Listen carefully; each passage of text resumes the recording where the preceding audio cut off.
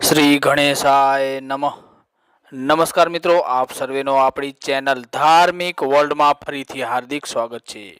મિત્રો, આજના વિડીયોમાં આપણે વાત કરીશું અલુણા વ્રત વિશે તથા અલુણા વ્રતની વ્રત કથા વિશે. મિત્રો, આ વ્રત આખો ચૈત્ર માસ અથવા તો ચૈત્ર માસના છેલ્લા 5 દિવસ, 3 દિવસ અથવા 1 દિવસ કરવામાં આવે છે.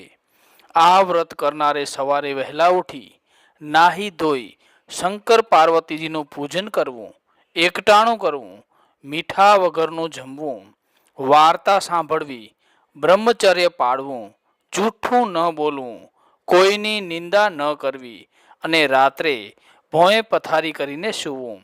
મિત્રો, હવે વાત કરીએ અલુણા વ્રતની વ્રત કથા વિશે. તો વ્રત કથા આ મુજબ છે. એકવાર ભગવાન શંકર તપ કરવા નીકળ્યા ત્યારે પાર્વતીજીએ કહ્યું, નાથ, તમે તો તપ કરવા ચાલ્યા, પણ આ નિર્જન પર્વત ઉપર હું એકલી કેવી રીતે રહીશ? ભગવાન શંકરે હસીને કહ્યું, હે દેવી, તમારી વાત ખરી છે. જાઓ, હું તમને વરદાન આપું છું કે તમે જ્યારે મારું સ્મરણ કરશો ત્યારે તમને 2 સંતાનો થશે. આમ કહી ભગવાન શંકર તો ચાલ્યા ગયા. થોડા દિવસ તો પાર્વતીજીએ એકલા કાઢ્યા. તેઓ આવા એકલવાયા જીવનથી કંટાળી ગયા. તેમણે ભગવાન શંકરનું સ્મરણ કરીને જમણા અંગના ચંદન લેપમાંથી ગણપતિજીને અને ડાબા અંગના લેપમાંથી ઓખાને ઉત્પન્ન કર્યા. પછી પાર્વતીજી તેમની સાથે આનંદથી પોતાનો સમય પસાર કરવા લાગ્યા. એક દિવસની વાત છે. પાર્વતીજી સ્નાન કરવા માટે અંદર ગયા અને બારણામાં ગણપતિજી તથા ઓખાને ચોકી કરવા મૂક્યા. આ બાજુ ભગવાન શંકર તપ કરતા હતા. ત્યાં અચાનક નારદજી આવી ચડ્યા. તેમણે કહ્યું, અરે ભગવાન, તમે તો સાવ ભોળા રહ્યા. તમે તો અહીં બેઠા બેઠા તપ કરો છો ને ઘેર પાર્વતીને 2 બાળકો થયા. આ કેટલું વિચિત્ર કહેવાય. આમ કહી નારદજી તો ચાલતા થયા. ભોળાનાથ નારદજીની વાતમાં આવી ગયા. તેઓ એકદમ ગુસ્સે થઈ ગયા અને ધુઆ ફુઆ થતા ઘેર પહોંચ્યા. ત્યારે ગણપતિજી અને ઓખા ઓરડાની બહાર ચોકી કરતા હતા અને પાર્વતીજી અંદર સ્નાન કરતા હતા.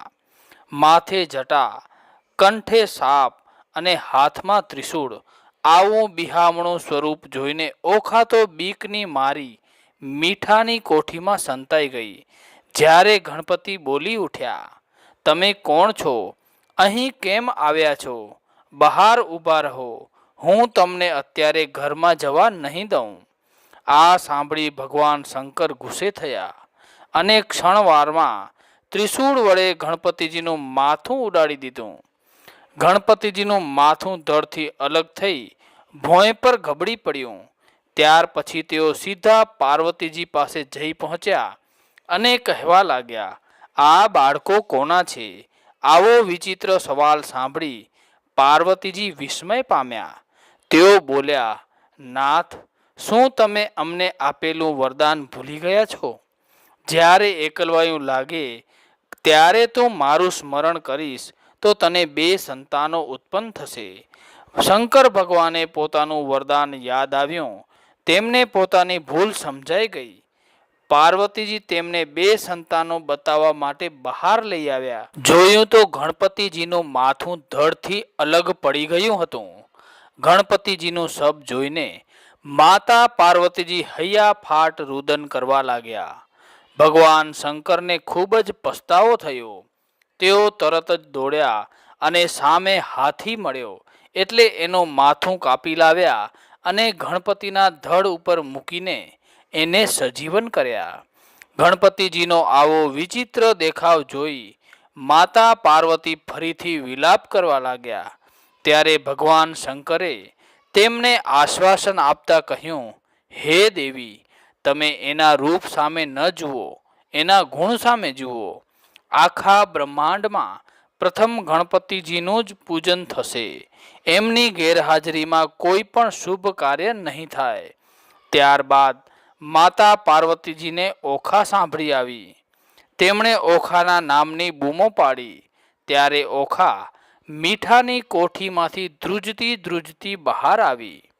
પાર્વતીજી તેના પર ગુસ્સે થયા અને શાપ આપ્યો, તે તારો જીવ બચાવ્યો અને ભાઈને મરવા દીધો, વળી મને ખબર આપવા પણ તું અંદર ન આવી, માટે જ તને હું શાપ આપું છું કે તારું આખું શરીર મીઠામાં ઓગળી જશે અને તારો બીજો જન્મ રાક્ષસ કુળમાં થશે. આ સાંભળી ઓખા ધ્રુજી ઉઠી. તે માને કરગરવા લાગી, માં, મારી ભૂલ થઈ, મને માફ કરો, મારા શાપનું નિવારણ કરો. ભગવાન શંકરે પાર્વતીજીને ઠપકો આપતા કહ્યું, તે મારી બીકના કારણે નાસી ગઈ અને આટલા નાના અપરાધમાં તે એને આવો શાપ આપ્યો. આ સાંભળી માતા પાર્વતીનો ગુસ્સો શાંત થયો, તેમને પસ્તાવો થયો અને તેઓ બોલ્યા, દીકરી, તારે શાપ તો ભોગવવો જ પડશે, એમાં કાંઈ જ ન થઈ શકે. છતાં મારા આશીર્વાદથી તારા લગ્ન કોઈ દેવકુમાર સાથે થશે. તારો મહિમા ચૈત્ર માસમાં ગવાશે અને આખા માસમાં જે કોઈ મીઠા વગરનું ખાશે એને અખંડ સૌભાગ્ય પ્રાપ્ત થશે. સમય જતાં ઓખા મીઠામાં ઓગળી ગઈ. તેનો જન્મ બાણાસુર નામના રાક્ષસને ત્યાં થયો અને ત્યાં તેણે એક ટંક ભોજન કરી અને અલુણાનું વ્રત રાખ્યું. આથી તેનું લગ્ન યાદવ કુળમાં ભગવાન શ્રી કૃષ્ણના પૌત્ર અનિરુદ્ધ સાથે થયું. જે કોઈ સ્ત્રીઓ આ અલુણા વ્રત કરશે, તેની કથા વાર્તા વાંચશે કે સાંભળશે, તેને અખંડ સૌભાગ્ય પ્રાપ્ત થશે અને ભગવાન શંકર અને માતા પાર્વતી તેના પર પ્રસન્ન રહેશે. મિત્રો, આ વિડીયોને વધુને વધુ આપના મિત્રો, સગા સંબંધીઓ સાથે સોશિયલ મીડિયામાં વધુને વધુ શેર કરજો, જેથી આ અલુણા વ્રતની વ્રતકથા દરેક સુધી પહોંચી શકે, જેથી દરેક લોકો આ અલુણા વ્રતની વ્રતકથા સાંભળવાનો લાભ લઈ શકે. અને મિત્રો, અમારી આ યુટ્યુબ ચેનલ ધાર્મિક વર્લ્ડ ઉપર હિન્દુ ધર્મને લગતા ધાર્મિક તેમજ જાણકારી ભર્યા વિડીયો દરરોજ અપલોડ કરવામાં આવે છે. જો આપને આવા વિડીયો જોવા ગમતા હોય અને હજુ સુધી તમે અમારી આ યુટ્યુબ ચેનલ ધાર્મિક વર્લ્ડને સબસ્ક્રાઈબ ન કરી હોય તો જલ્દીથી સબસ્ક્રાઈબ કરી નાખજો, જેથી અમે નવો વિડીયો અપલોડ કરીએ તો તેની જાણકારી આપને નોટિફિકેશન મારફતે મળતી રહે. મિત્રો, વિડીયોને લાઈક જરૂરથી કરજો અને કોમેન્ટમાં ઓમ નમઃ શિવાય લખવાનું ના ચૂકશો. ધન્યવાદ.